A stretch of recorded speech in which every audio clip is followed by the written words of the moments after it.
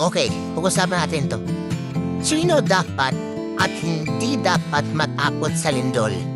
Okay, mauna tayo sa sino dapat ang matakot sa lindol.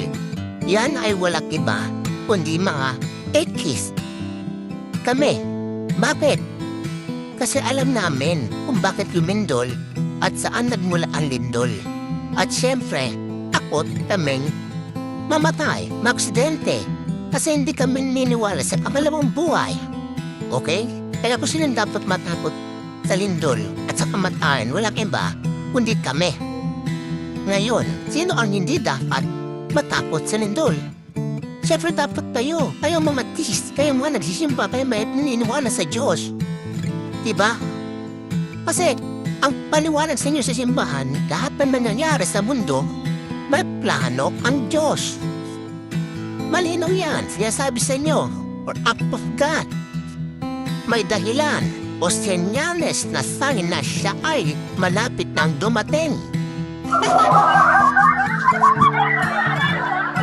O second coming. Naknon po po, dami ng dilubyong nangyari sa Pilipinas. Ang tagal naman ng second coming na yan. Inip na ang taong bayan. Kailan ba darating yan? Kaya dapat mo tayo matakot. Kung may mga ganyang lindol, dilubyo o anuman, huwag kayong matakot. Lalo pag mamatay kayo, huwag kayong matakot kasi naniniwala kayo sa pamalawang buhay. Diba? Naniniwala kayo kung saan kayo mapupunta? Sa langit o sa impyerno? Diba? O sa iba naman sa tablo, maniniwala pa sa celestial, terrestrial. Kumbaga parang na kung saan ka mapupunta dito, parang nagsusugal kaya ata no? May judgment, meron tayong judgment day. Okay? Ayan. So alam niyo na sino dapat ang hindi dapat. Kaya dapat, kayo mga naniniwala sa Diyos o kayo may paniniwala na mayroong talagang Diyos, dapat huwag kayong matakot sa mga lindol. Kasi may plano si God.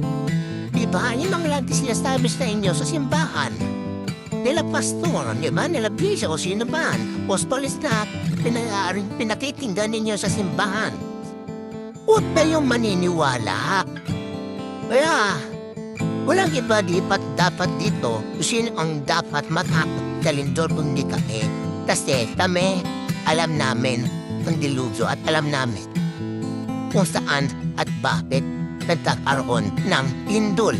At siyempre, takot kami mamatay. Sino ba naman may gusto? Oh, pero realidad kami. Relax lang kami. Diba? Kasi handa kami. Alam namin mag-isip. Kung lumindol, ang ginagawa namin kung paano kami makapaligtas. Yun lang ang ginagawa namin. Hindi kami nagdarasal. Once na lumindol, paligtas na agad ang inisip namin. Kung sino kasama naming mahal sa buhay, at doon alam namin kung anong dapat namin gawin. Ganun dapat.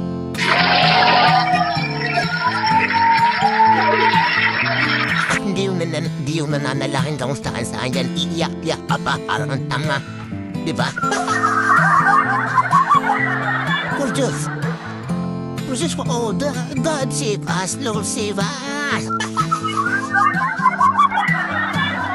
So para sa inyo, ha? Ito lang, huwag kayong matakot kasi naniniwala kayo sa pamalawang buhay. Huwag kayong matakot sa lindol, huwag kayong matakot mamatay. Ganun na. Kami nga naniniwala, kami pa yung relax eh. Kami yung relax, kami yung easy lang. Diba? Diba? Ganda ba? Cool lang mami, cool. Pag may lindol, cool lang mami. Punta kami sa maayos na lugar, punta kami sa kami ligtas. Ganun lang ginagawa namin. At hindi kami nag-iiyak dyan na parang hysterical sa kalsada na kung sino-sino dinadasal o sino tinimitin na namin sa langit. Diba?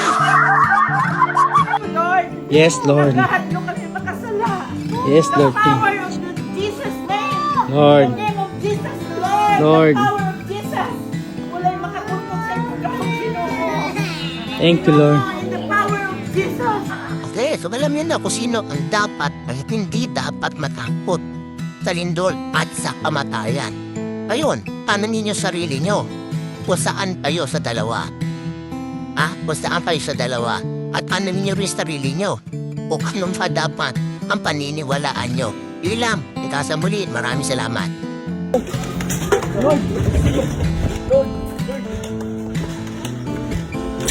Lord, tabang. Lord. Lord, tabang Panginoon. Sunod na tayo, walang makapunog sa iyong gahong, Lord. In the power of Jesus, in the name of Jesus. In the power of Jesus' name, wala'y makapunog sa Grabe. iyong gahong, Ginoo. Grabe. Yes, Lord. Napakatigasin mo, Lord. Yes, Lord. Nagahadlo kami makasala. Yes, In Lord. the power of Jesus' name. Lord. In the name of Jesus, Lord. Lord. The power of Jesus. Wala'y makapunog sa iyong gahong, Ginoo. Thank you, Lord.